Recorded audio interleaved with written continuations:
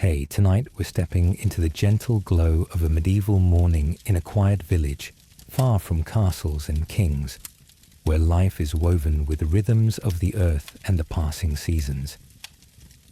Before we dive in, if you enjoy this journey through time, feel free to like and subscribe, only if it truly feels right for you.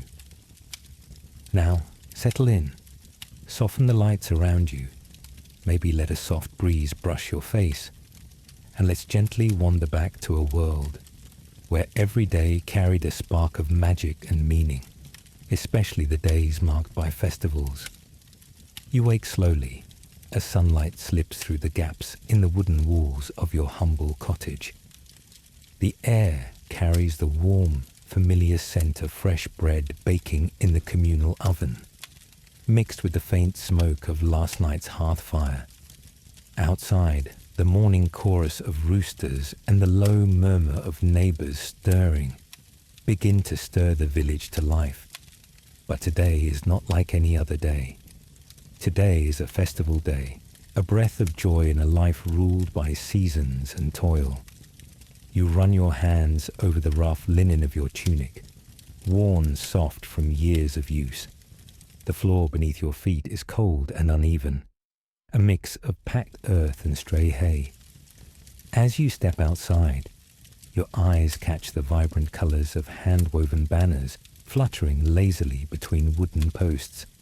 Their reds and blues a rare splash of brightness against the muddy street. The smell of roasting meat teases your nose, mingling with the earthy scent of wet soil after last night's rain. Somewhere nearby, a child's laughter rings clear, a sound so pure it momentarily lifts the weight from your shoulders. The village square is already gathering its people. Farmers, smiths, weavers, and their families, all dressed in their best clothes, which for many means simply the cleanest tunic and a carefully braided strand of hair. The village elder stands near the well, ready to call everyone to the beginning of the day's celebrations. There is a hum of anticipation, the promise of stories, games, and dances after months of hard work. Yet, beneath the excitement, a question lingers. One that perhaps crosses your mind as you look around at faces both familiar and eager. How did these festivals come to hold such a vital place in our lives? Were they merely breaks from labor, or something deeper? And what secrets do they carry about the people who first began to celebrate? As the bell tolls from the church tower, signaling the start of the festivities, your heart quickens. But you can't help but wonder, why do these moments of joy matter so much in a world often ruled by hardship and toil? This question hangs gently in the air, inviting you to walk further into the rhythms of medieval life, where every celebration is a thread connecting past and present. What made these festivals so essential that generations before you shaped their entire lives around them? And how did their meaning evolve in the winding path of history? Tonight, as you close your eyes, imagine stepping into this village square, surrounded by laughter, music, and the scent of roasting meat, ready to discover the heart of medieval celebrations, and the stories waiting to be told beneath the flickering torchlight. You've heard the bell long before your eyes open. It tolls with slow, deliberate rhythm, cutting through the haze of early morning like a wooden spoon stirring a pot of thick porridge.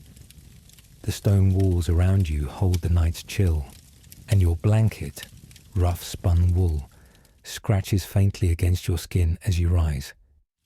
You're a novice, tucked into the routine of monastic life, and today, like all feast days, begins with silence. You wash your face in a basin of cold water, the bite of it waking your senses sharper than any sermon. The scent of beeswax and damp stone clings to your robe as you slip it over your head. Your sandals slap softly against the flagstone corridor as you walk toward the chapel, where the psalms have already begun. It's the feast of St. Benedict, And even though you still struggle to remember every Latin line, the chants feel like a tide, pulling you in, sweeping you away.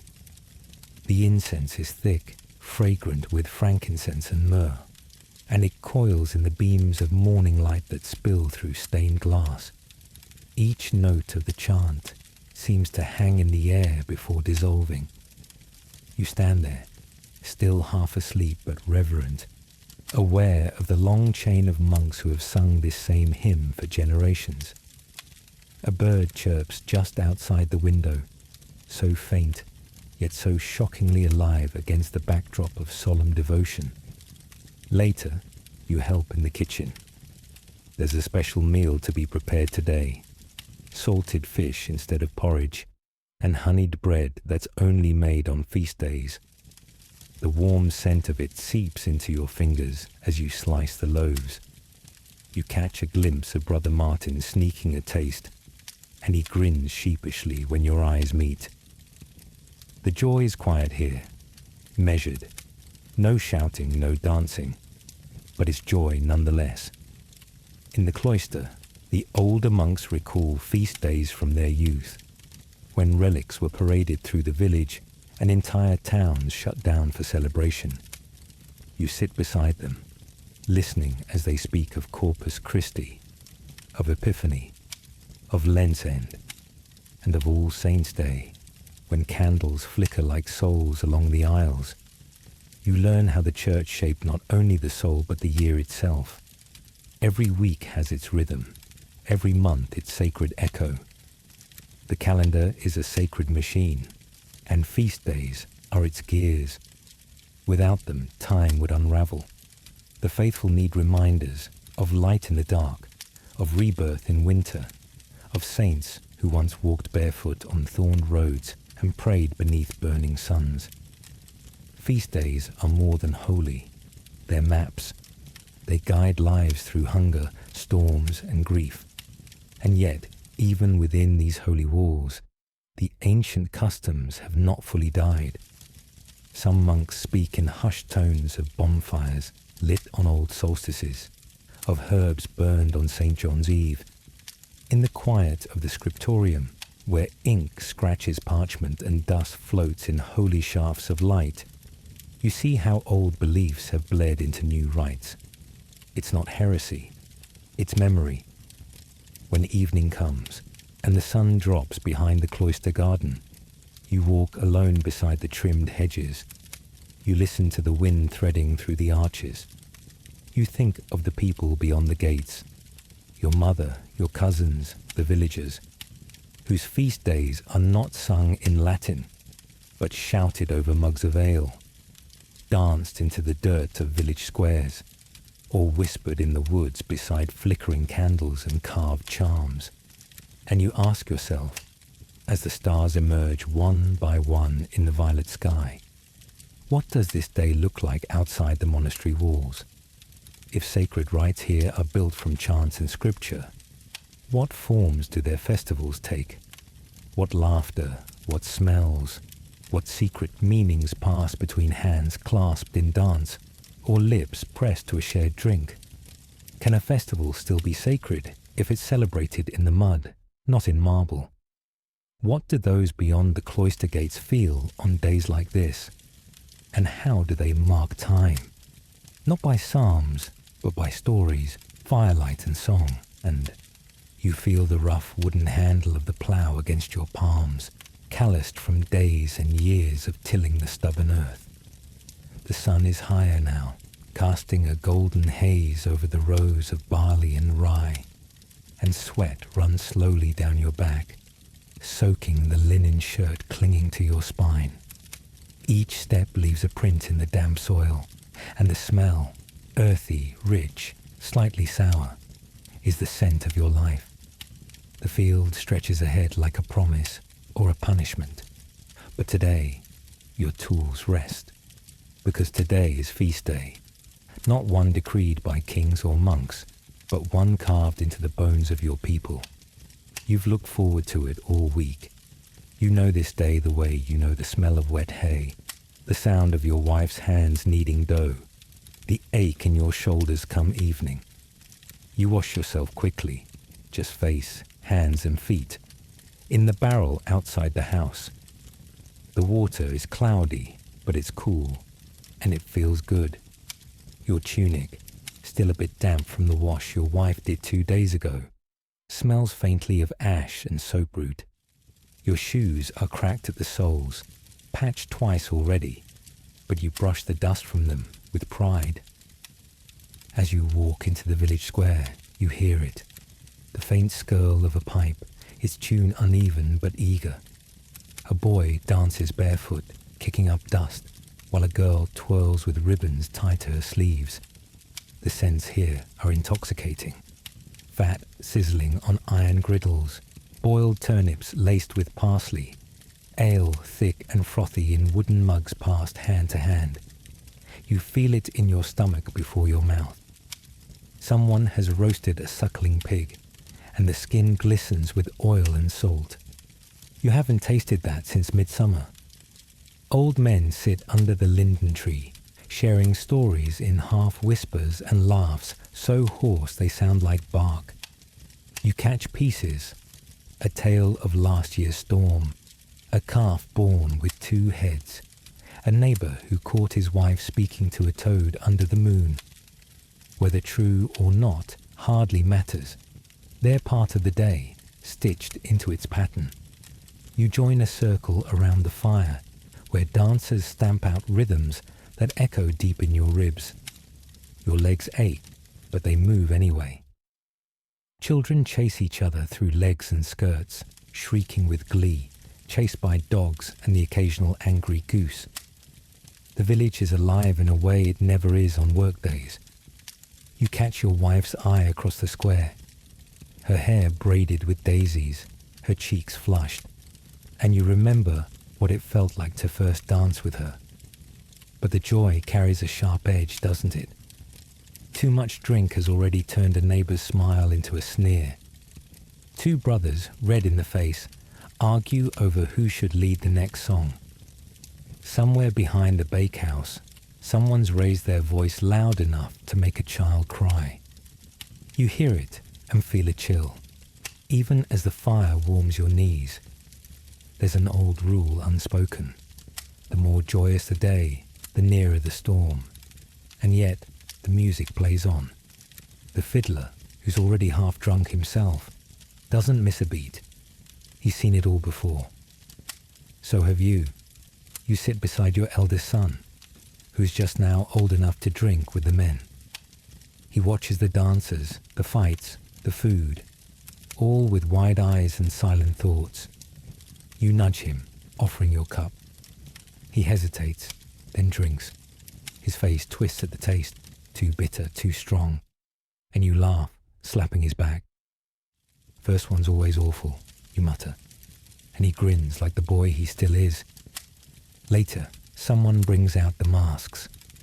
Old things, sewn from cloth and straw, shaped like beasts or saints or fools. The line between sacred and absurd blurs fast. A man in a stag mask chases girls through the dusk, shouting mock blessings and half curses in jest. You join in, as you're meant to, pretending to flee as he roars a nonsense charm. This too is tradition. Still, you wonder, deep in your bones, beyond the drink, beyond the fire, why is it that in these rare hours of joy, anger also simmers so close to the surface? Why do voices rise so easily? Why does the same day give birth to laughter and bruises alike? What is it about these festivals that draws out both the best and worst in everyone? And as another song starts, this one slower, sadder, you look to the sky. The stars are just beginning to peek through the purple velvet of twilight. You tilt your head and wonder, why can one day carry so much contradiction? Of course they laugh, the children. You hear their voices long before the sun has climbed over the tree line. Their shrieks echo across the white fields, soft and wet beneath a crust of early spring thaw.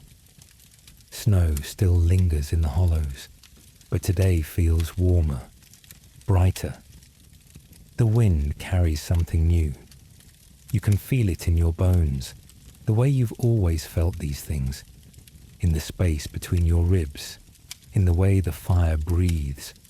You stand at the edge of the forest clearing, where the first green buds blink open along the blackthorn branches. The scent of last night's smoke still clings to your cloak, along with crushed yarrow and ash from your fingers. You slept near the embers. You always do on these nights. This is your season. You are not a priest, nor a noble, nor a lettered monk. You are a woman of earth and root and memory. And today is Maslenitsa, or something older that wore its name before the church could smooth its edges.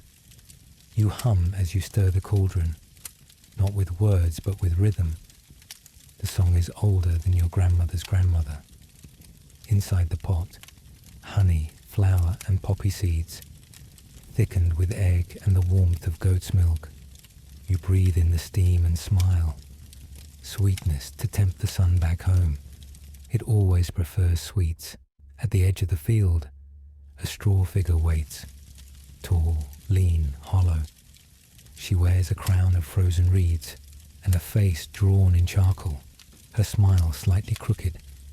Children have placed ribbons on her arms, red, yellow and green like fire, wheat and young leaves. She is winter.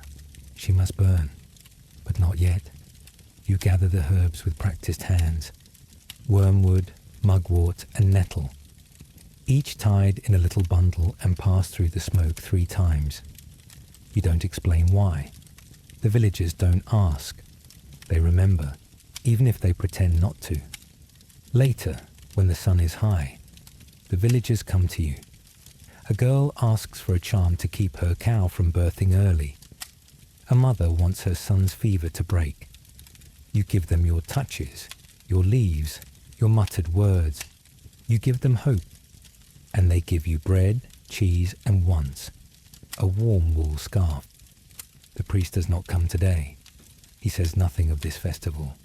Officially, it does not exist. The church prefers Candlemas, purification, order. You prefer warmth and smoke and laughter. Yours is the festival of fire and feast, of games and pancakes stacked high and golden like the sun. Every bite is a wish, every burp a prayer. And as the fire is lit at dusk, you feel it again, that quiet thrum beneath your skin. The drums begin, low and slow. Someone strums a lyre. The straw woman is carried out by 2 strong men, swaying slightly like she's walking on her own. The children shout. The old women hum. You watch as the flames lick the hem of her dress. It catches quickly. There's a gasp as the fire blooms upward, bright and sudden, turning snow to mist. Sparks crackle into the sky, carried by smoke that smells of resin and old fabric. Everyone stares, just for a moment, as if seeing something holy. You do not bow your head. You meet the flame with open eyes. But as you step away from the blaze, a shadow brushes your thoughts, a whisper. You remember a letter read aloud last year in the chapel after Mass. A new edict, tighter rules, forbidden customs, condemned practices. You remember the word pagan said with spit and frown. You remember a woman burned, not in your village, but close enough to feel the heat. You wrap your cloak tighter. The warmth of the fire no longer comforts you the way it did. You think of your daughter, her hands already learning the herbs. You think of your husband, gone these 5 winters, who always stood beside you during the rites. You think of the priest's eyes, how they don't meet yours anymore. And you wonder, what if next year they come for you? Not with bread and thanks, but with ropes and scripture. What happens when the fire is lit not for winter, but for you? What happens to the village when your knowledge disappears into smoke? You adjust the leather strap beneath your arm. The weight of the breastplate pulling against your shoulders like the grip of a proud father's hand, firm, unforgiving, and full of expectation.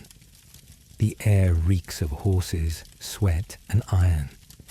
You've polished your armor until the sun itself seems to pause to admire its reflection. Around you, men joke too loudly, their laughter edged with nerves. A stable boy scurries past with an oil-soaked rag and a face smeared in soot. You can feel your heartbeat through your gloves.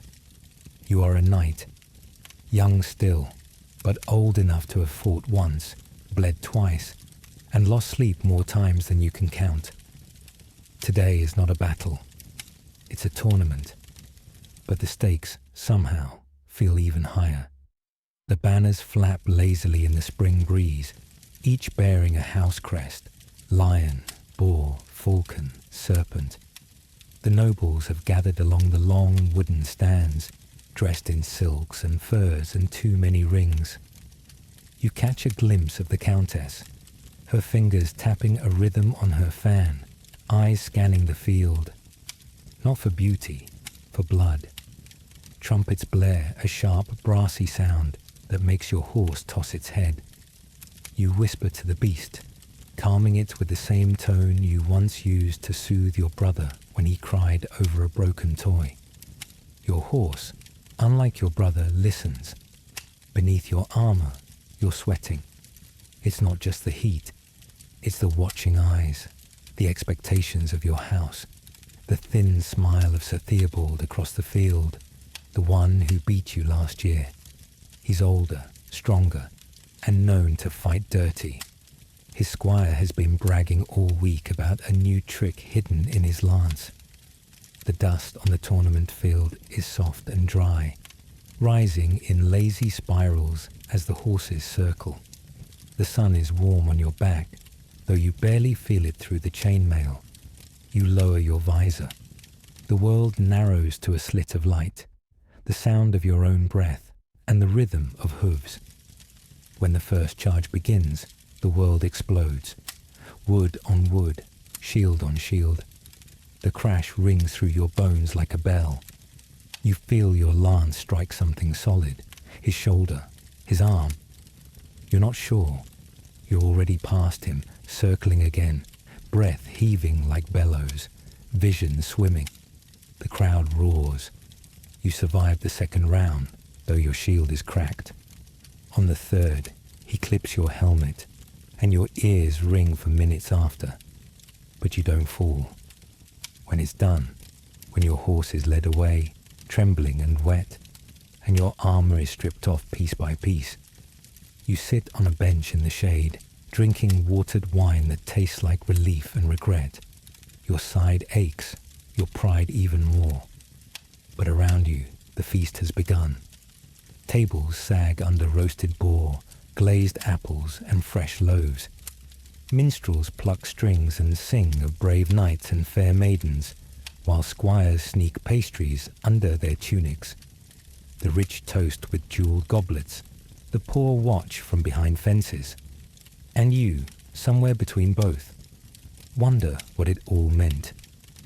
You fought not for coin, nor love, nor revenge, but for spectacle, for a lady's favour, for your name to be whispered during supper, for a title that lives shorter than a bruise. And still, you would do it again.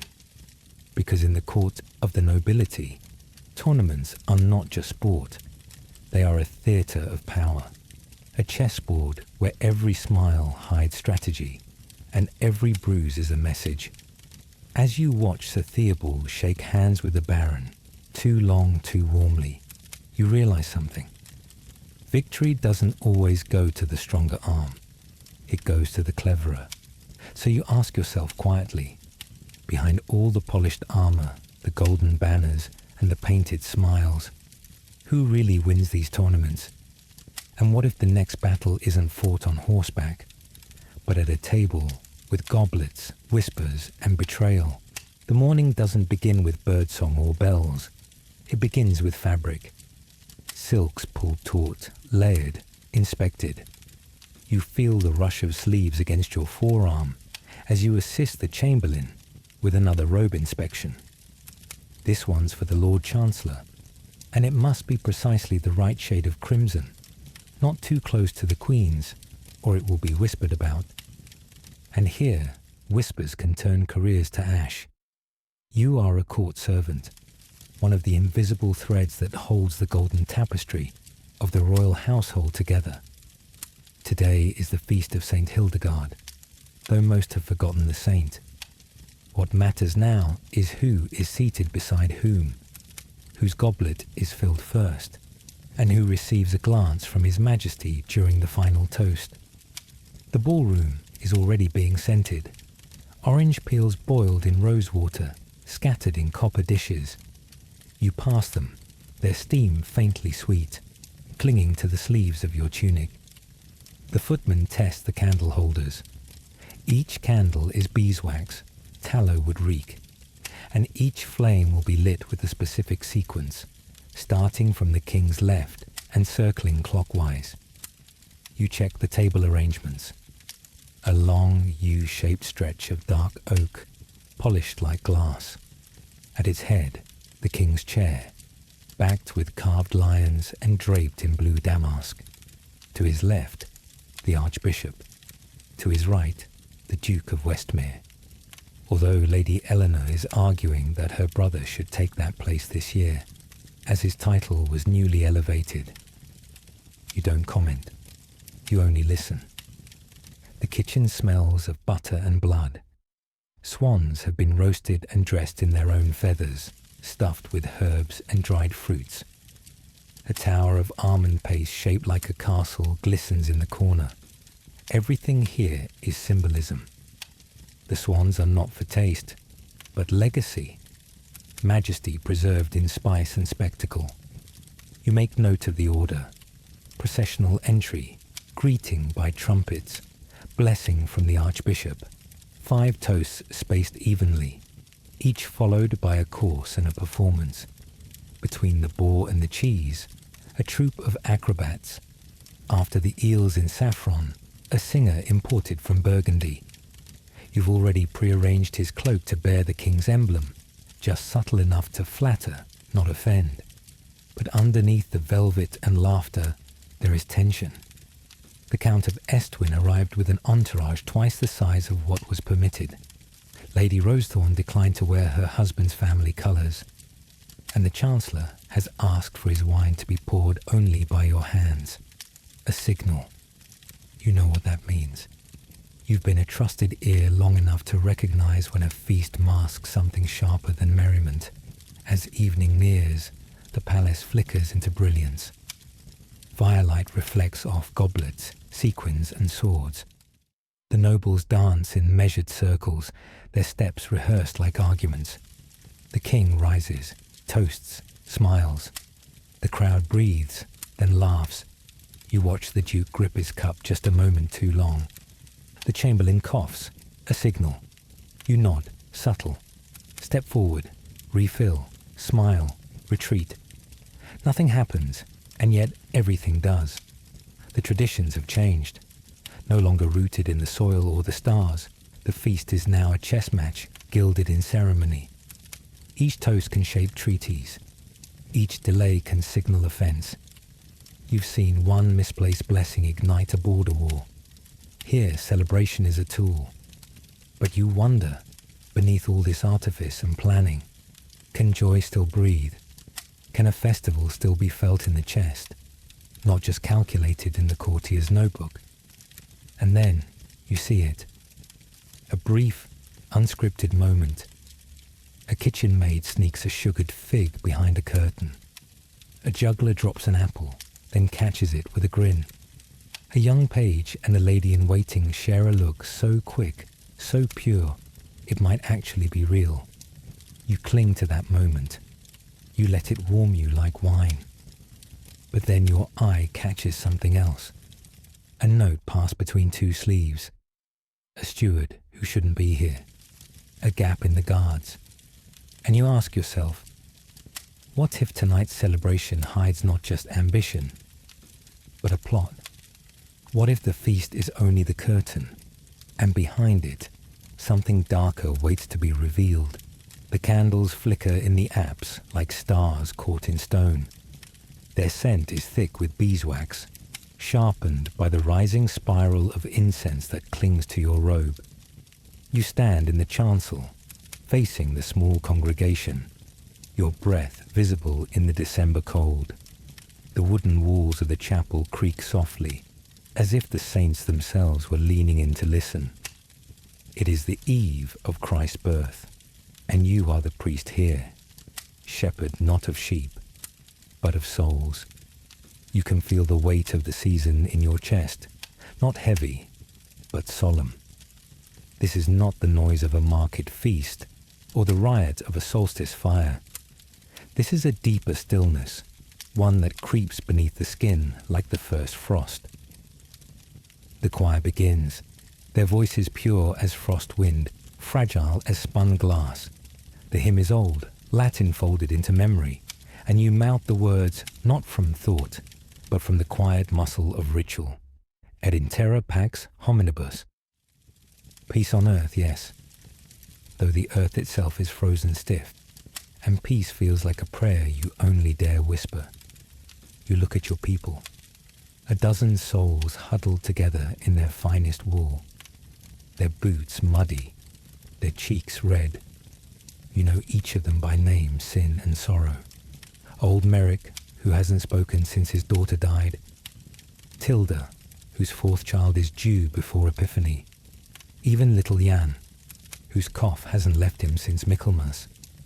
And yet, tonight, they smile. The church is dressed for the Nativity. Pine branches line the nave, tied with red ribbons and dried apples. A small wooden cradle rests before the altar, filled with straw and a swaddled doll. It's not realistic, but it doesn't need to be. It's a symbol. And symbols, you've learned, often move hearts more deeply than facts. After the Mass, there is warm bread and honeyed ale in the churchyard. You bless each cup, not just for health, but for resilience. You ask God not just to guard their homes, but to light them. And for a moment, even the air feels warmer. Then time folds forward. You blink, and it is spring. The bells ring again, but this time with urgency. Easter, the feast of resurrection. The cold has broken. The mud is thick, the buds tentative. The world feels newborn, though bruised. You wear your white vestments now. Gold thread catches in the sun that breaks through the oculus. Light falls across the stone floor like a promise. The church is fuller than it was at Christmas. Some come because they believe, some because they fear, some because they need to be seen. It doesn't matter. They are here, and you kneel with them. You bless the holy water with trembling hands. You carry the cross around the yard into the fields, asking heaven to spare the crops from hail and worms. You lead the procession past every barn, every doorway, flinging salt and prayers in equal measure. And when you return, your feet soaked, your voice hoarse, the joy takes a quieter form. Not loud, not jubilant, but steady, like the flickering candles on the Easter altar, unshaken by the wind outside. Ritual, that's what binds it all. The songs, the bread, the silence, the symbols older than any parchment, and beneath them, a question. Why do these moments, these days, move even the hardest hearts? Why do they mark the year more clearly than harvest or tax? Why do people remember Christmases when they forget kings? What is it that makes these holy days so vital, so necessary? And if these sacred days shape the soul, how did they shape the everyday life of those who had so little, and yet found so much meaning in the candlelight and choir? The wheat is cut, the grain is threshed, the sweat on your skin has dried into a salty crust, and the muscles in your shoulders throb with the slow ache of completion. You've spent weeks beneath the changing sky, first under a sweltering sun, then wrapped in sudden wind. And now the last of the sheaves leans against the barn wall, golden, fragrant, humming softly with the promise of bread. The scent of hay, warm and sharp, lingers in your nostrils as you walk toward the village green. Today is no work day. Today is Lammas, or harvest home, depending on who you ask. For you, it's simply the day when the scythe rests, and your hands, for once, aren't blistered by dusk. Your tunic still smells of soil and smoke, but someone's added a sprig of thyme to your belt, and you feel half proud, half silly wearing it. The green is already busy. Garlands hang from the trees, woven from the last wildflowers of summer. Children have plucked apples from the hedgerows and chase one another with red-streaked mouths. There's bread too, thick loaves baked with the first flour, milled just days ago. You tear off a piece, still warm inside, and chew slowly. It tastes of effort and fire and relief. You sit on a low stool near the fire pit. The logs crackle, and the smoke carries the scent of onions, leeks, and pork. The stew will take hours, but no one minds. Time slows during the harvest feast, not because there's less to do, but because for once the doing is over. You look around. Faces are flushed with drink and satisfaction. Even old Lothar, who never smiles, is singing, badly, but with heart. The women have laid out cheese and turnips on wide cloths, and the young men have built a makeshift platform for dancing. You spot your neighbour's daughter twirling, her braid flying like a whip. Someone's brought a fiddle, and the rhythm floats over the laughter like a ribbon in wind. But not all joy is loud. You see a boy sitting alone near the well, turning a seed pod over in his fingers. You recognize that silence. It's the hush after a long labour, the hush before winter. You walk over, drop a plum into his hand, and sit beside him. No words are needed. Later, as the sun dips and the fire glows deeper orange, the elder rises. His back is bent, but his voice carries. He blesses the food, the hands that worked it, the sun, the soil, even the rain. You murmur along, not because the words are sacred, but because the moment is. This is how you mark time, not with calendars, but with gratitude. Then come the stories, always the stories. A harvest lost to frost, a feast held with nothing but cabbage and tears, a year when the barley turned bitter. You've heard them before, but tonight they feel different. Not darker, but more real. You know, as everyone here does, that this year was good, but that next year may not be, and that knowledge lingers like smoke. You take another bite of bread. You let the crust scratch your gums. You feel the weight of the season in your belly, your bones. The fire warms your palms, but your mind drifts ahead. To frost on the window panes, to empty fields, to root cellars checked twice. And you wonder, what happens when the feast is thinner? What if the harvest fails and the grain turns to dust in your hands? What then does the village celebrate? And what keeps hope alive when the earth gives less than it takes? It starts with a string.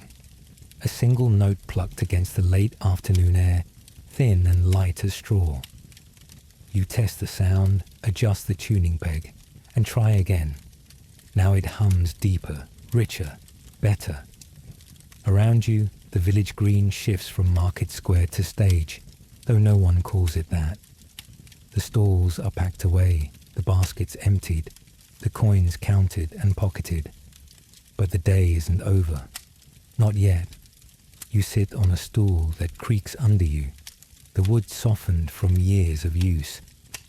Your lute rests against your thigh, its polished surface warm from the sun. The scent of cider and sun-dried wool drifts on the breeze.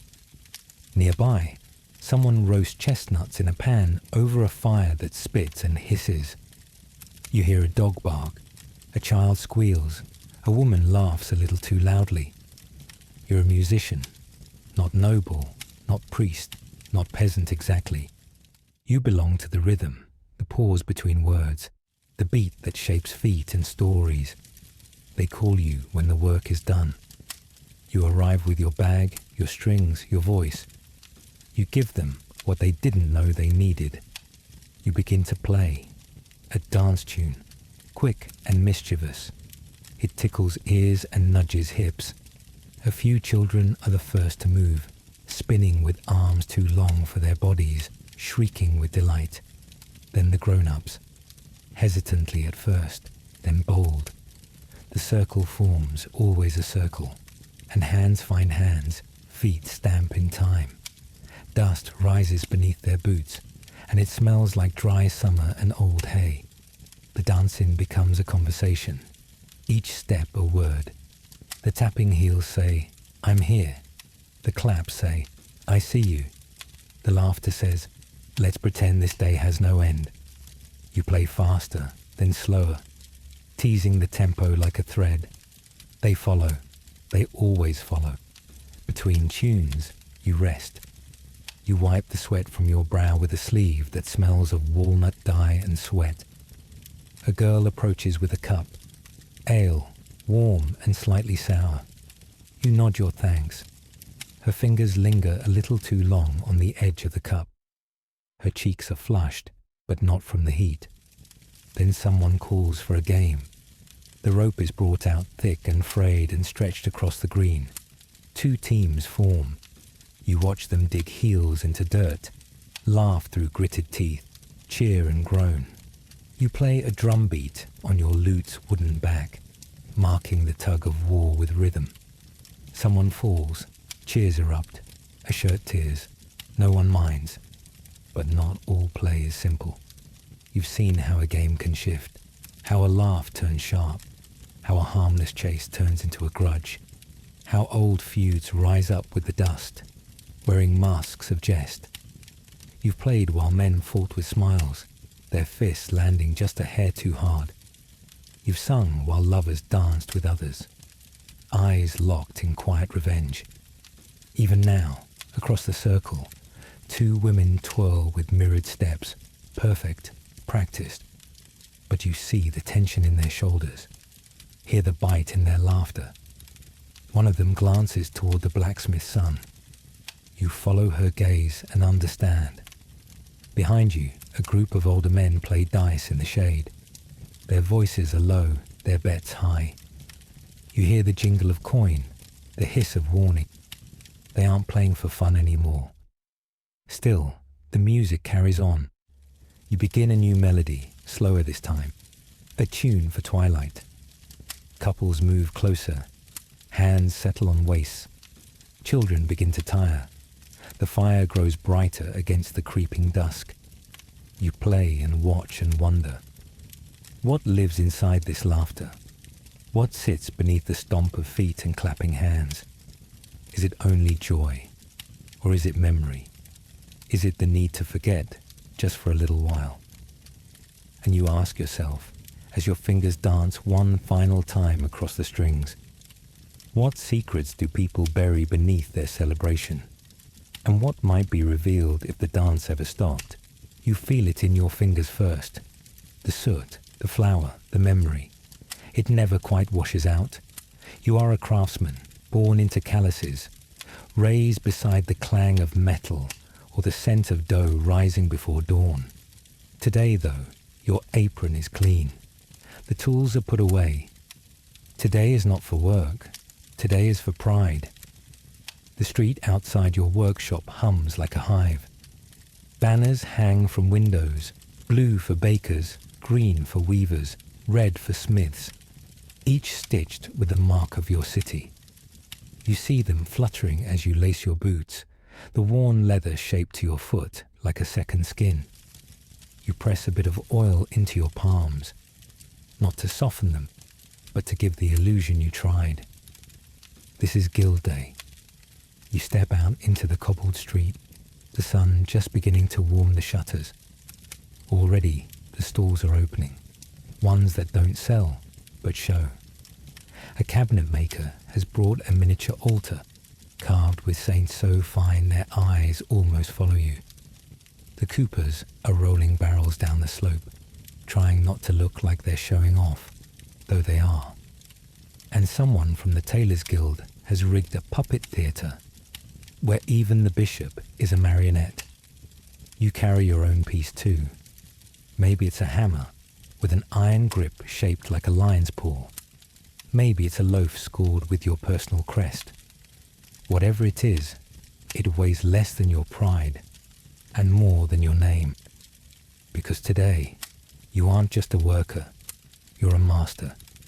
And your craft is your voice. The square fills by mid-morning. Children with sugar on their cheeks dart between legs.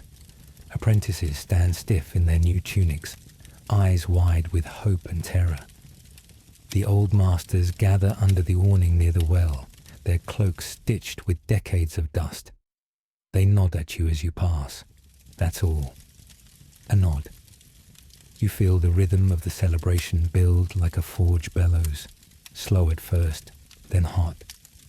A band begins to play, not noble music, no lutes or harps, just pipes, drums, and a hurdy-gurdy whining like a stubborn wheel. It fits. The mayor gives a speech. You don't really listen. You watch the faces instead. The potter from 3 doors down has his arm around a brewer's daughter. The candle maker adjusts his beard like he's rehearsed it. Everyone's watching everyone. The guild is family, but family always watches closely. Then come the awards. Not grand prizes, just nods, medals, coins pressed into palms. But they matter, more than money. Recognition means contracts, reputation, security. You don't expect one this year. But when your name is called, clear, simple, familiar, you step forward, heart pounding like a hammer against steel. The applause is short, respectful, measured, but it's yours. Later, there is ale, bread, salted meat. You sit shoulder to shoulder with men and women who smell like wood smoke, vinegar, yeast, polish, paint. You laugh, you swap stories. You boast, but only a little. You've earned it. But as the sky darkens and the fire glows softer, you hear a different tone begin to rise. A tanner complains the leather guild is undercutting prices. A glass blower accuses the masons of stealing sand. Someone jokes too sharply about a blacksmith's niece and a brewer's son. The laughter wavers. You sip your drink slowly, watchful. You know the signs. The guilds are strong because they are united. But under pride lies competition. Under honor, envy. You remember the feud last year. It started over a barrel and ended in broken windows and bruised apprentices. You clean your fingers with a linen scrap, eyes scanning the crowd. The merriment continues, but the music now feels a bit too fast. The clapping, a shade too loud. And you wonder, what happens when pride turns bitter? If a guild splits from within, if jealousy curdles into grudge, what happens to the name you've spent a lifetime building? What happens when your craft, once celebrated, becomes a weapon in someone else's fight? You wake before the sun. The light hasn't yet broken over the thatched roofs, but the sound of your neighbor's yawn just beyond the wall tells you you're not the only one stirring. The smell of old coals and yesterday's porridge greets your nose. Your hands, still stiff from the week's labor, find the same wool tunic, the same patched boots, the same rhythm. You move through it like breath. But today is different. Not because it's a feast day, not yet. Today is the day before yesterday, the turn. The ploughshare still needs cleaning.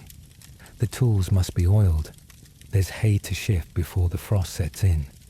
But already, the talk is shifting too. At the well, the girls whisper about flower crowns. At the forge, the apprentices joke about dancing, loudly but with a blush. Even the reeve, grumbling through his beard, mentions the need to carve the celebratory loaf just right. It's coming, the festival, and everyone feels it in their bones. You find your pace in the work, as always. The rhythm of lifting, carrying, hammering.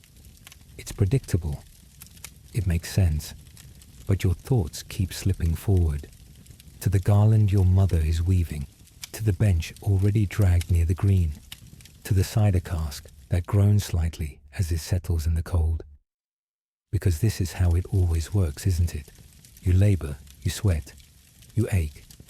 And then, once, maybe twice a month, you rest. But not in silence, not in idleness, in celebration, in movement, in dance and drink and something not quite wild, but close. You wonder, sometimes, why it works so well. Why the back-breaking rhythm of life in your village doesn't break the spirit too. Why people laugh so easily after 5 days in the fields, their hands black with dirt. Why a bit of music and shared stew can make you forget the weight in your shoulders. It's not escape. That's too simple. It's balance. You've seen what happens when it's missing. The widow who stopped baking bread after her youngest died in winter. The tanner who stopped showing up on feast days after his brother fell from the bell tower. The silence around them grew, and work, without celebration, ate through them like damp through wood. So you keep the traditions. You help lift the maypole, you tie the streamers, you chase the children who sneak the apples meant for offerings. You joke with the others about who will fall asleep first tonight, drunk on honey cakes and beer. You build the joy slowly, the way you stack firewood, deliberate, leaning just right. And when the night finally comes, when the stars blink down like curious eyes, you stand at the edge of the square.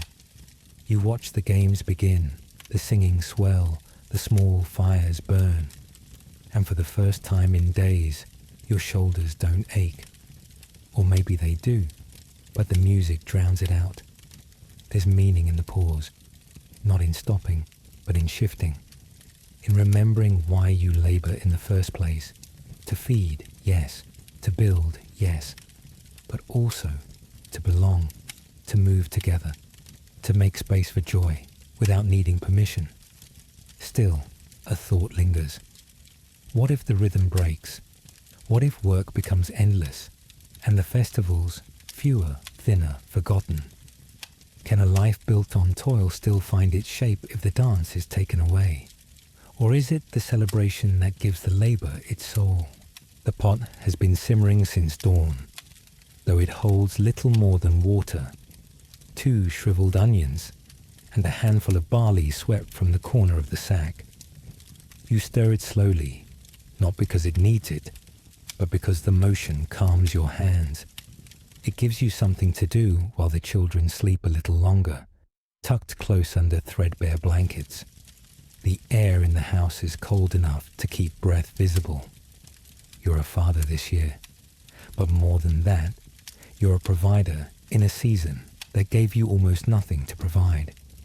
The harvest failed early, too much rain, then not enough. Mold crept in before the grain could be stored.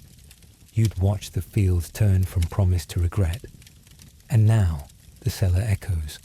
Still, today is meant to be a festival. You've kept the date in your mind for weeks, marked by saints and tradition. Your mother would have baked flat cakes with honey and rosemary. Your father would have fetched a small jug of ale, even if it meant trading a tool for it. There would be laughter, thin as it might be, and the children would chase each other with scraps of red cloth. You told yourself you'd do the same. You'd give them a festival. Outside, the village does its best. Ribbons tied to fence posts. A small fire in the square. The smith offers roasted turnips, what he has, and someone's brought a whistle made from a hollow reed. It sounds like a bird with a cold. You almost smile. Your wife wraps a kerchief around her hair, then gives you a look that says more than words. Hope and apology tangled into one. She's set the table. 3 bowls, uneven spoons, and a single lump of dark bread cut 4 ways. You can smell the broth now. It's not good, but it's warm. That counts. The children wake slowly. No songs, no bouncing. They're old enough to feel what the air doesn't say. Still, when you hand them the bowls, your daughter whispers "thank you" like it's a magic spell. Your son tries to slurp the broth loud just to make her laugh. It works. Later, you walk to the square. Not because you want to, but because staying inside makes the silence too loud. There are others like you. The weaver who sold her last good coat. The cobbler who hasn't had leather in months. You nod to each other. You don't talk about food. The children play. They find ways to smile. They always do. One boy juggles stones. A girl sings a silly song with new words each verse. Her voice cracks, but she doesn't care. You watch her and wonder when joy becomes something you have to fight for instead of something that arrives on its own. Someone begins a story near the fire. An old tale. Kings and riddles, beasts and clever peasants. You've heard it before, but it draws you in like it always does. You find yourself nodding to the rhythm, mouthing parts of it silently. You forget your stomach, just for a moment. That's when you realize something. This is still a feast, not of food, but of presence, of shared breath and quiet endurance, of holding on to light even when the candles are few. The festival didn't vanish, it changed. It's in the girl's song, the boy's stones, the pot you stirred for an hour, knowing it wouldn't taste of much, but knowing it was better than nothing. And yet, when the fire dims and the night begins its long crawl across the rooftops, a question sticks with you like the taste of the broth. Is it still a celebration? If the table is bare, can a heart truly lift when the belly is empty? And how long can the soul pretend to feast while the body quietly fades? You start before the sun dares peek over the fields. Your hands already smell of thyme and ashes. Your feet move through the cold-packed earth of the floor with quiet certainty. There's flour on your cheek before you speak a word to anyone. You know what must be done, not because anyone told you today, but because it's lived in your bones like breath. The feast is in 3 hours. The stew must simmer. The bread must rise. The linens must be beaten free of dust and laid out on the benches like the banners of a small, proud kingdom. The garlands of dried lavender and rosemary are already strung across the beams. You tied them yourself last night by candlelight, fingers red from twine. You're a woman. Not noble, not cloistered, not rich, but central. The wheel of the celebration turns through you. Children dart around you like sparrows, sticky with honey and questions. You swat them gently away with a laugh and an order. The men are at the square, setting up tables they'll later take credit for decorating, even though you already showed your son where to place the sprigs of rowan berries. Your eldest daughter is kneading dough, brow furrowed, just like yours was at her age. She wants it perfect. You say nothing, but you press her shoulder with quiet pride. The way she folds the loaf says she understands more than words would allow. No one writes your name in the scrolls. No one sings songs about the woman who seasoned the soup, stitched the banner, remembered who needed goat's milk, and who could not eat pork. But you remember. You do all of it. The other women arrive slowly, like birds to the same branch. You greet them with nods, eye contact, half smiles. A shared language of flour and fire. You pass a recipe like a secret. You adjust a hem. You soothe a squabble between sisters with a joke only mothers laugh at. There are duties, of course. The guests to greet, the elders to serve first, the priest to honor. But between those lines, you bend the day to your rhythm. You choose which song opens the dance. You nudge which boys will sit near which girls. You place the best cut of meat near the matron whose husband fought last week to remind her she still belongs. And sometimes, just sometimes, you sing, not for show, not for the lords or their banners, but in the back room, where the soup simmers and the air is thick with steam and laughter. A song your grandmother sang, bent over a pot, with a voice like warm stones. You sing it soft, but others join.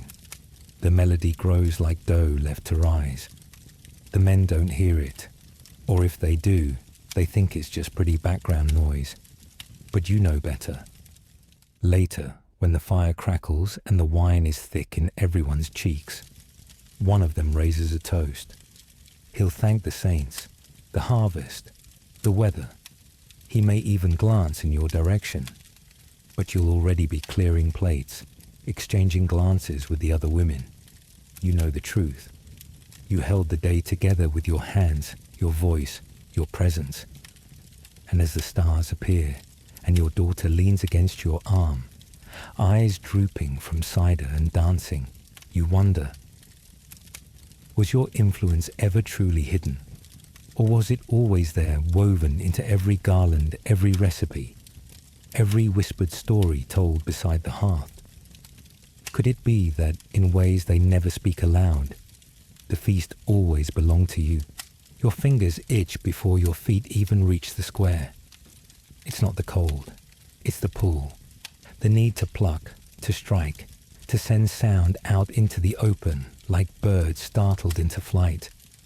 You don't carry much. A carved flute, a worn tambourine, a bowed instrument that's seen too many winters and too few repairs. But they follow you like old friends, always have. You're the musician, not noble, not priest, not baker. You're called when hearts need lifting, when feet need rhythm, when silence feels too loud. And today, the village needs you. It's a feast day, not the grandest, but enough to pull people from their hearths and into the sun. Enough to make children smear soot into whiskers for a play, and enough to make someone bring out the wine that's been hiding under the floorboard since last spring.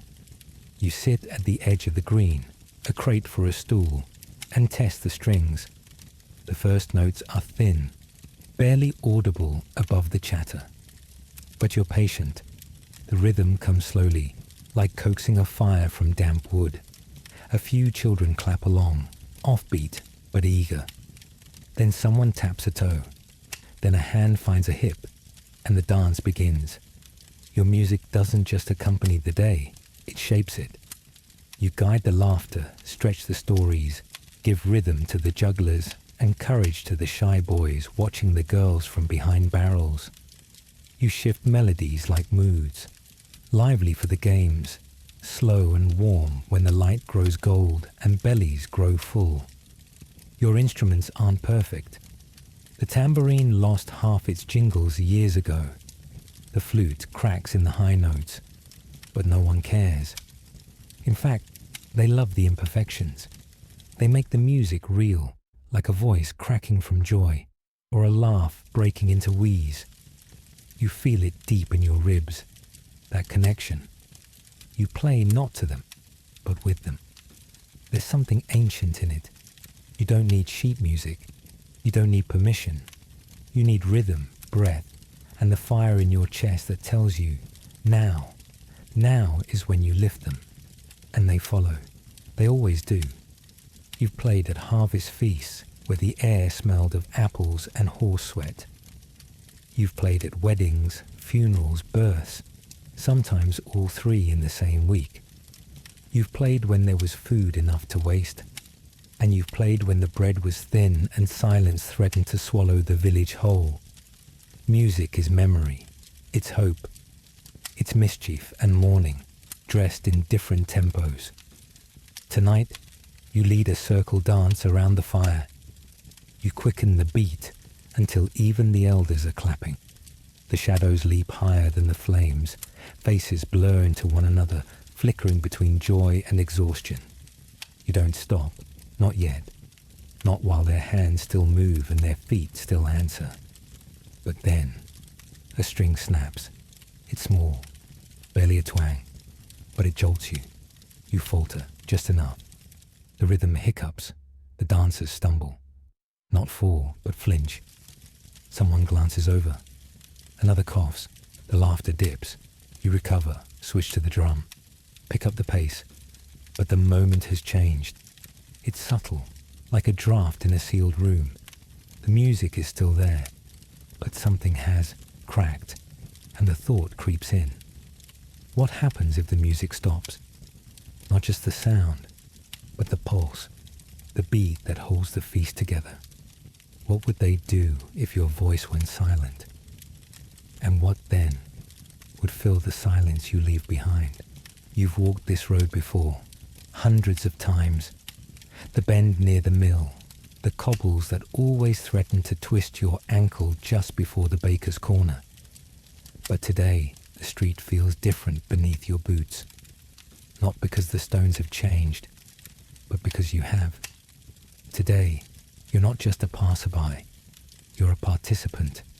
It's your town's day, not a saint's feast decreed by bishops far away, not a harvest marked by the turning of the moon, but your day. The day of the red rooster, as your grandmother called it, though no one remembers exactly why. Some say it commemorates a fire that spared the town. Others whisper of a noblewoman who vanished on this date, her red cloak mistaken for a rooster's plume. No one agrees, no one needs to. The bunting is already out. Strips of cloth, mostly red and yellow, flutter from windows and eaves. They're faded, some fraying at the corners, but they're yours. You helped your neighbor hang them last night with stiff fingers and colder breath. The air had smelled of old smoke and anticipation. You passed the fountain in the square, now ringed with ribbons and candles. An old man tosses in a coin and mutters something that might be a wish or a memory. Behind him, children tie feathers to their sleeves and chase each other with sticks that have been transformed into imaginary swords. You remember doing the same, before your knees ached and your back twinged with every barrel lifted. The scent of frying onions and spiced ale drifts through the market. A group of women dances barefoot on the stage built hastily from barnwood and borrowed benches. Their laughter cuts through the cold like sunlight through stained glass. You clap along without meaning to. You make your way to the chapel steps. The priest stands not in vestments, but in his old wool cloak. Just another neighbor today. He raises a mug, not a blessing, and offers a toast in rough rhyme. Something about chickens, coins, and marriage. It makes no sense. It doesn't need to. The cheer that follows says more than any sermon. This is not a holy feast. It's something older, wilder. It lives in the cracks between records, in the places official scribes forgot to write down. At midday, the procession begins. No relics, no relic bearers. Instead, a carved wooden rooster, repainted each year by the same family for generations. It rides atop a cart pulled by the town's oldest ox. Children follow with bells and wildflowers. The crowd chants nonsense phrases that shift every year and yet always feel familiar. You find yourself repeating them under your breath, half laughing, half listening. Every year it changes, and every year it stays the same. You help your neighbor carry trays of dried fruit and bread to the long table set by the blacksmith's forge. Someone strikes up a tune on an old fiddle. Someone else bangs pots for rhythm. A girl with chalk cheeks and a painted nose tumbles in the dust and comes up smiling. And as the sun slips lower, you stand near the wall of the town hall, hands warm from a shared mug, and look out at your people. Not a kingdom, not a diocese, just yours. This is a holiday no king could command, no bishop could bless, no outsider could imitate. And yet, something stirs in you. Why does this feel more sacred than Mass? Why do these half-remembered songs and muddled traditions bind you tighter than any law? Could it be that what's local, what's yours, is the only thing that can't be stolen or forgotten? And if it fades, who will remember who you really were? You wake with the church bell, not the soft sound of festivity, but the hard, measured tone of order. You're the one who rings it. You pull the rope with steady arms, its frayed linen worn smooth by your palms over years of devotion. The bell rings 5 times, once for each wound of Christ, a rhythm meant to calm the village. But today, it does not. Today is the feast of St. Agnes, or at least, it's supposed to be. You wrap your cloak tightly and step into the chilled nave, stone underfoot, and incense still clinging to the walls from last evening's prayers. The candlelight flutters across carved saints, whose wooden eyes watch everything silently. You light another taper at the altar, more out of habit than belief. It's the order, the discipline, the known steps that carry you through mornings like this. Outside, it's already begun. You hear them before you see them. Laughter, hoofbeats, the clack of wooden stilts. A fiddler, drunk too early, plays a tune too fast. You close your eyes. The counsel forbade music today, not because it is evil, but because it distracts, because it turns sacred days into noise. When you step into the square, the frost still lingers at the edges, but the people have gathered. They wear masks, foxes, hares, devils. A boy in a wolf pelt howls at the baker's wife. A group of young men carry a straw effigy meant to chase away winter. You know this ritual well, older than Rome, older than reason. You've read of it in dusty Latin texts. You've preached against it, and yet, every year, it returns. You call out to them, firm, not angry, a warning, a plea, reminding them this is St. Agnes's day, not a day for foolishness. That laughter must not rise higher than the hymns, that fasting is sacred, that St. Agnes was pure, and this day demands reverence. They quiet, at first. Some even bow their heads. You nod, grateful. But then, a shrill whistle. Laughter. The pig, painted in blue and red chalk, trots through the square, wearing a priest's hat on his head. The crowd erupts. Even the old ones laugh, though they try to hide it. You feel heat rise in your chest. Later, in the council room, you meet with the magistrate. He shrugs. Let them have it, he says. Better laughter than riot. He's not wrong, but he's not right either, because you've seen where it leads. You remember the village 3 days' ride east, where the feast of St. Vitus became a dance that never stopped, where men collapsed in the streets, where a girl fell into the river laughing, when no one could explain why. You read the letters, the papal decrees, the warnings. These folk customs, these pagan remnants must be rooted out for the sake of the soul. But here, in this town, they bloom like weeds after rain. You return to the pulpit. You speak softly now, of obedience, of fear, of the line between joy and chaos, of how even the devil was beautiful once. And still, someone sneaks a mask into the chapel. Still, someone plays a pipe outside during the creed. Still, the bread meant for the poor vanishes by dusk. You kneel that night, praying for guidance, for patience, for understanding.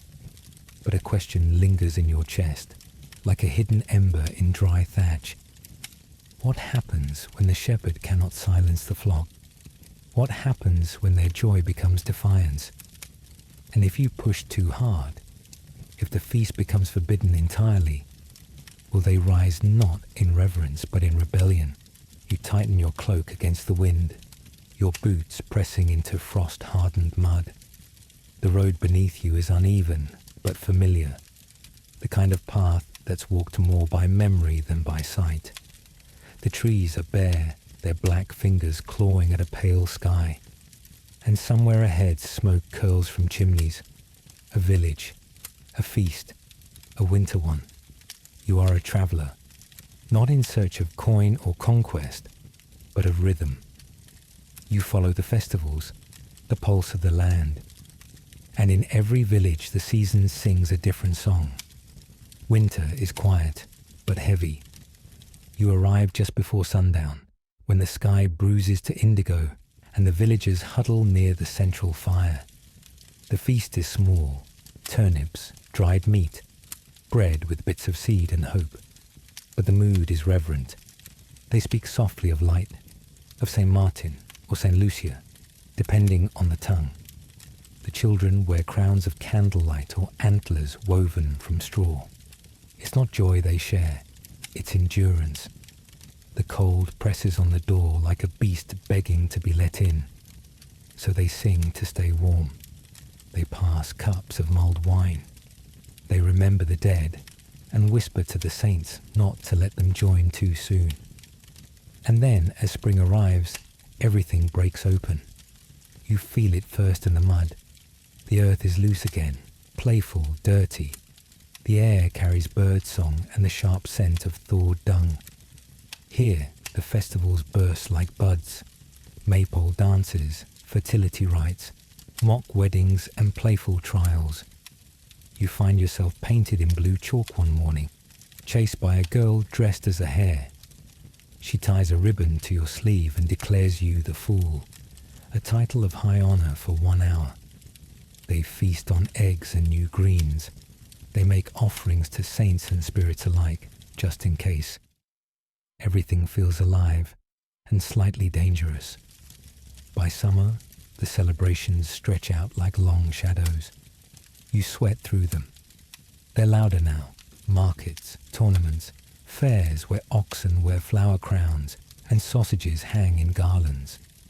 The sun itself feels drunk, heavy on your shoulders. You find yourself dancing more, drinking more, forgetting names and waking to flutes. These festivals don't ask, they take. And in return, they give you stories you can't quite tell properly. They're a celebration of having, of abundance, of now. But autumn. Autumn feels like an exhale. The villages grow quiet again. The food is better, deeper. Roasts, pies, apples baked in cinnamon and sorrow. You arrive in one village just in time for the harvest home. They carry the last sheaf of wheat like a relic. They place it at the altar. The priest doesn't smile, but he doesn't scold either. You help a farmer's daughter press cider, and she tells you stories of ghosts. The dead walk more freely now, she says. The veil is thin. They burn bundles of herbs to ward off illness, hang onions in doorways, leave candles at crossroads. The joy is gentler here, grateful, knowing what's coming. And then winter again. The cycle turns, and you follow it. You realize slowly that none of these festivals are random. They rise like tides, pulled by something older than scripture or monarchy. The land tells them when to laugh, when to weep, when to remember, when to let go. And it tells you too. One night, deep in November, you sit by a fire alone, the sky thick with stars and frost.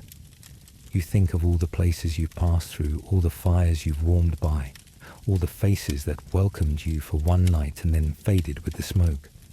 You ask yourself, why did the seasons hold such power? Why do the same people who till earth and bury kin mark their lives not in days, but in feasts tied to sun and soil? Is it because they trust the rhythm more than any ruler?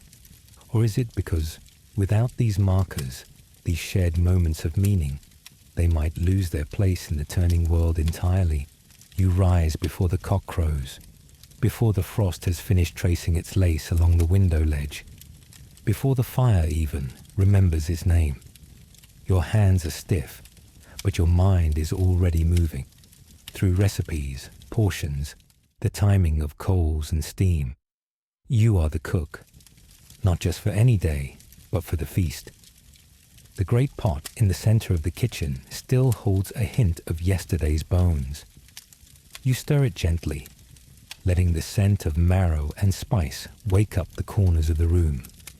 You've prepared meals for kings and merchants, for saints' vigils and saints' funerals. But a true feast, now that is a different kind of magic. This is not hunger's answer. This is celebration's shape. You begin with bread, coarse barley for the poor, fine white wheat for the gentry. The dough sticks to your elbows, warm and pliant, smelling of yeast and wood smoke. Nearby, a boy grinds almonds for a milk pudding, his face dusted white like a ghost of flour. The meats are next. Slabs of salted pork, hung just long enough to whisper of decay without succumbing. Chickens, their skin rubbed with sage and mustard seed. A hare, caught just yesterday, now marinated in vinegar and wine. You weigh it in your palm. Not large, but enough. Everything must stretch.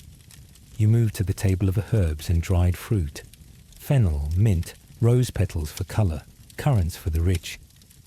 You count them out with the care of a miser.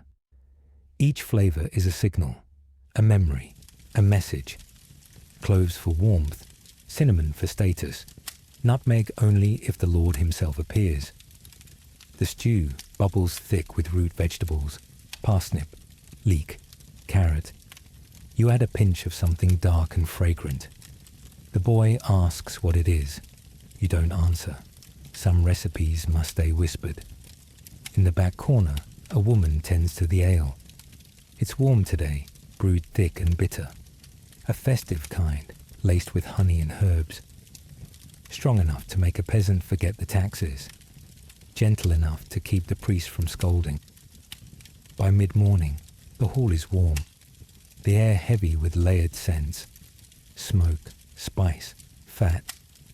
You mop your brow with the corner of your apron and listen to the rise of voices outside. The musicians are tuning. The children are already sneaking through the back, their eyes as wide as trenches. You slice the cheeses last. You always do. It's your favorite part. The way the knife sinks through wax rind into something soft, something earned. You cut a small piece for yourself, sharp, aged, alive. And then, disaster. You turn to the larder and feel it before you see it. Empty space. The sack of spelt flour is gone. The jar of preserved cherries shattered. The spiced wine spilled. Someone must have knocked it during the morning rush or taken it in secret. You press your palms to the shelf. Cold wood. No answers. The boy looks at you, wide-eyed. "What now?" he whispers. You don't speak. Not yet. You look to the fire. You look to the boiling pot. You look to the gathering crowd outside, their expectations louder than any bell. Because a feast is more than food. It's trust. It's spectacle. It's memory served warm. But what happens when the pantry fails you? When the table must be full, but the stores are not? Can you still feed a village with only your hands, your wit, and the stories you knead into every crust? Or will the absence of flavor become the only thing they remember? You stand beneath the wooden archway of the market square, the scent of roasted nuts and damp wool drifting up from the stalls like steam from a kettle. Your cloak is heavy with sleet, but your hands are warm from the fire of trade. In your satchel, ribbons from Flanders, a small brass mirror, bundles of dried lavender, a carved comb, a tiny vial of rose oil no bigger than your thumb. Trinkets, perhaps, but not without meaning. Today is not about silver, not even about barter. Today is a day of gifts. You're not merely a trader today. You're a weaver of gestures, an architect of goodwill. Around you, the air hums with something older than coins, the soft shuffle of generosity. You reach into your bag and pass a spool of red thread to the miller's wife. She gives you a loaf of rye so dark it could pass for walnut. No one speaks of prices. That would ruin it. Instead, she presses your hand and nods once, deep, slow, like a blessing. This is the feast of St. Nicholas. Or maybe it's the midwinter gifting custom, half pagan, half Christian, all human.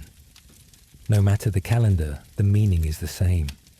Today you give not because you must, but because you can.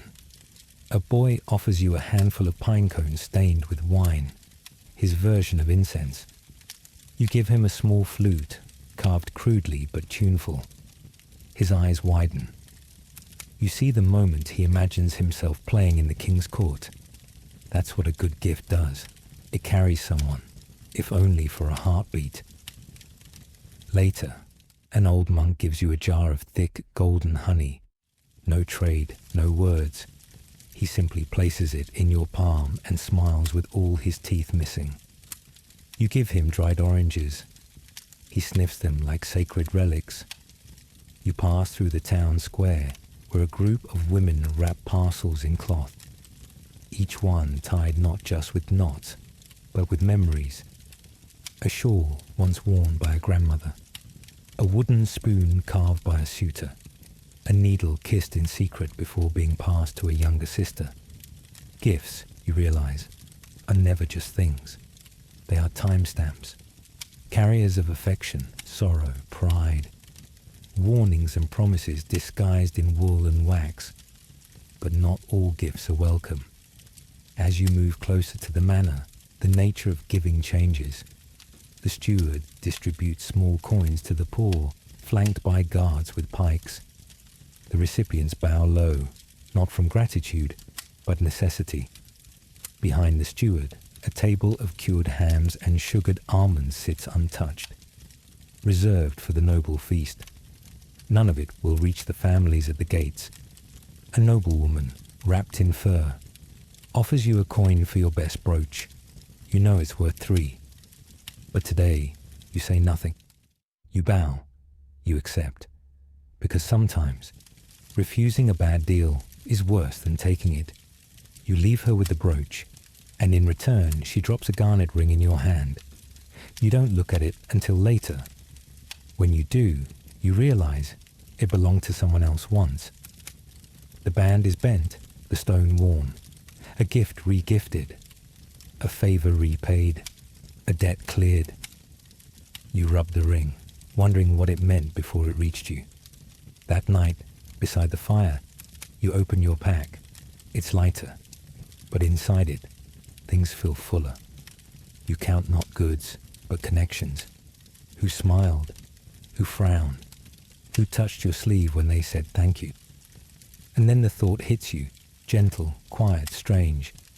Can a gift, freely given, change a life? Can it shift someone's path, even slightly? Can it carry not just warmth or worth, but fate? And if so, what will they do with what you gave them? Or what you've yet to give? The laughter is louder tonight. Drums thud like distant thunder across the cobbled square. You walk slowly, your cloak brushing puddles from the afternoon's mist, your boots echoing just a breath behind the revelry.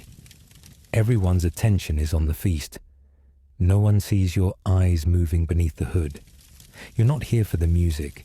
You're not here for the roasted lamb or the mulled cider, rich with cloves and thick with honey. You're not here for the juggler balancing knives beneath the torchlight, or the drunk mason attempting a dance only his knees understand. You're here because someone is planning something. And holidays, well, holidays are perfect for hiding secrets in plain sight. The scent of resin and oak smoke lingers. You pass a group of nobles, pretending not to argue behind polite smiles, their fingers twitching at the hems of velvet sleeves. One of them is wearing a brooch he shouldn't have yet. The deal was meant for next week. You tuck that away in your mind like a coin in a pocket. This feast was declared in honor of Saint Eligius, or so they said, but you know better. The saint is just the curtain. Behind it, alliances are shifting. Messages passed in cakes, nods exchanged between gulps of wine. And sometimes, yes, even daggers drawn when the room goes dark enough. You make your way to the kitchens. Always go to the kitchens. That's where the real whispers are. Steam billows from the open doors. The cook is too busy to notice you. She's yelling about spoiled apples, but you catch a slip of parchment in the hand of her apprentice, and you recognize the wax seal, half broken, but still bearing the lily crest of the Southern Guild. That's 2 days early, so someone moved. Someone acted ahead of schedule. You lean closer to the hearth, as if warming your hands, but really you're watching the reflections in the copper pans hung above the fire. One shows a shadow leaving the side door. A servant, maybe, but not carrying food. Carrying something wrapped in cloth, small and heavy. You follow. The alley behind the kitchen is narrow and damp. Your boots avoid the mud instinctively. The figure ahead doesn't notice you until they drop the package. It rolls, a box, and from it spills a flash of gold and a folded letter. The servant freezes. You both stare at each other for a heartbeat. Then he bolts. You don't follow. You pick up the letter. The handwriting is precise. Latin, ecclesiastical, sealed in red. You recognize the bishop's mark. The letter speaks of land, of succession, of a document being destroyed tonight under cover of celebration. You fold it carefully. You return to the square. Now you're no longer just watching. You're playing. You find the nobleman with the brooch again. You speak to him softly, suggesting a toast. He smiles too quickly. He's nervous. Good. You file that away too. Above you, the bell in the chapel tower begins to toll midnight. The music swells again. Someone shouts for more wine. Another stumbles into a table, sending meat and laughter flying. You stand in the middle of it all, quiet as a needle. The feast continues. But underneath it, under the singing, under the dancing, under the drums, something else is playing out. A game no one else sees, or almost no one, because there's one person you haven't accounted for, someone who's also watching, also listening, someone whose shadow passed yours twice tonight, once by the bread stall, once near the stables, someone who left no footprints in the snow. The question now isn't who's behind the plot, it's who else knows you're not just here to celebrate. And in the end, who walks away with the truth? Or does the truth, like everything else tonight, get buried beneath the song? The fire has burned low, just a faint red glow beneath the logs now. You stand at the edge of the square, your hands clasped behind your back, the morning mist beginning to coil through the stalls like tired ghosts.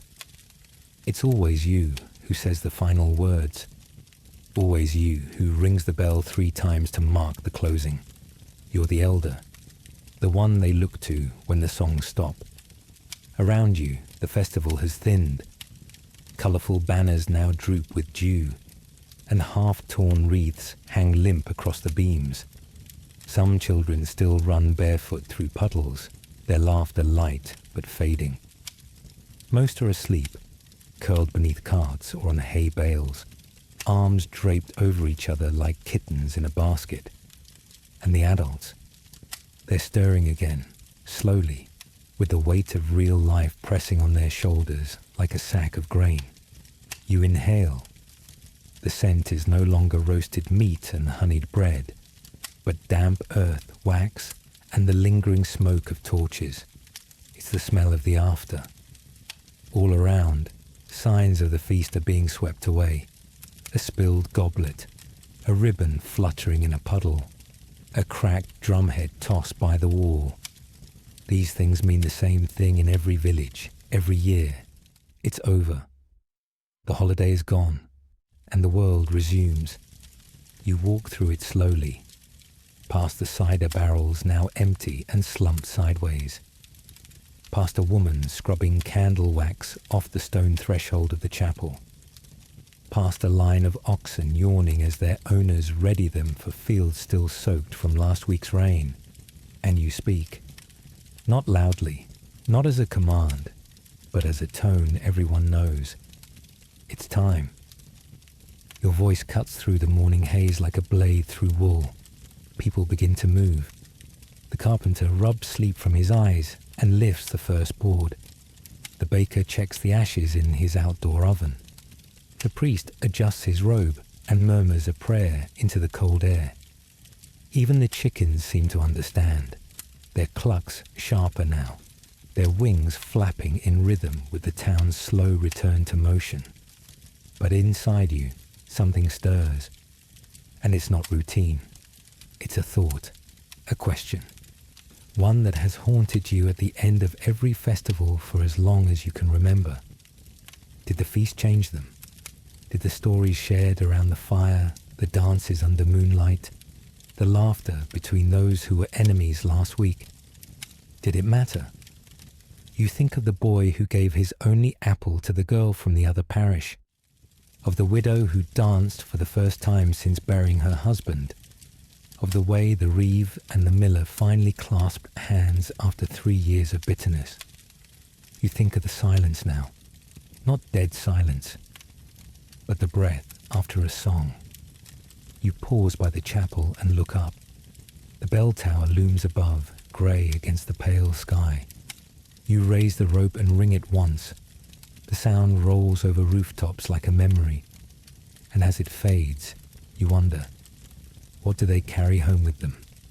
Not just the bruises from dancing or the aching feet, but something deeper, a kind of warmth behind the ribs, a softness in the way they'll look at one another tomorrow.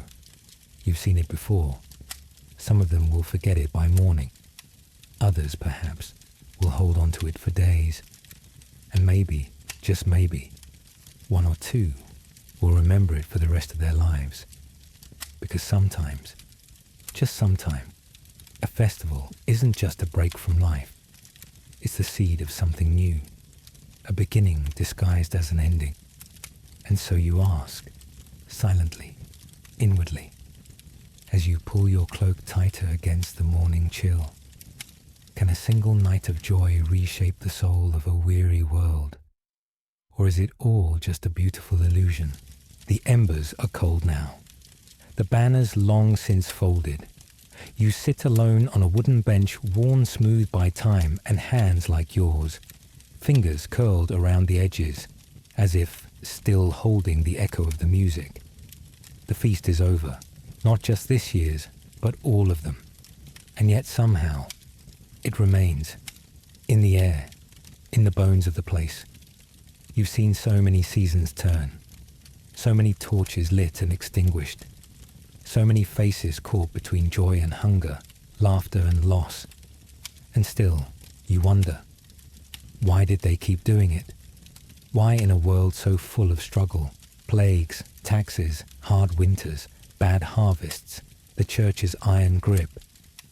Why did the people still carve out days for singing, for dancing, for giving bread to strangers and weaving flowers into their daughters' hair? You remember the festivals of midsummer, when fires burned high into the blue-black sky, and people leapt over the flames not because it changed the weather, but because it changed them.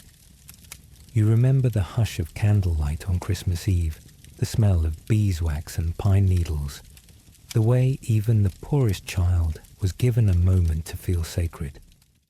You remember the clatter of cups at a harvest, when everyone had dirt beneath their nails and pride in their chest, when the feast tasted better simply because the work was done together. And you remember, most of all, how the festival held time still, if only for a breath. A girl could dance beside a nobleman's son. A widow could sing again. A blacksmith could forget his blisters. The old could be young for a night, and the young could glimpse a life wider than their own. Because festivals weren't just escapes, they were anchors, markers in the river of time. Even when everything else changed, kings, currencies, rules, borders, the festivals remained. They taught rhythm to a life otherwise dictated by weather and lords. They reminded people that beyond hunger and toil, there was meaning, not in grand declarations or royal edicts, but in small acts repeated across centuries, giving, blessing, dancing, lighting fire, raising voice. You look now at your own hands, older, rougher, wiser, and you realize you carry the thread, the same thread woven through 1,000 nameless lives before yours. You are the storyteller now, the keeper of rhythm, the bell ringer, the one who remembers. And as you rise from the bench, the world quiet around you, you feel something gentle settle over your shoulders. Not fabric, not fog, but memory and gratitude, not for comfort, not for riches, but for the defiance of joy, the radical act of celebrating, even in a world that doesn't always give reason. So yes, the holidays may have changed, the ribbons faded, the songs rewritten, the saints forgotten, but the need is the same, to gather, to share warmth, to feel human, even if just for a day. And now, as your eyes close, your breath steady, and the hush of sleep wraps gently around your thoughts, imagine yourself in the heart of a medieval festival, the firelight on your cheeks, the tambourine in the distance, the weight of stars above you. What do you feel?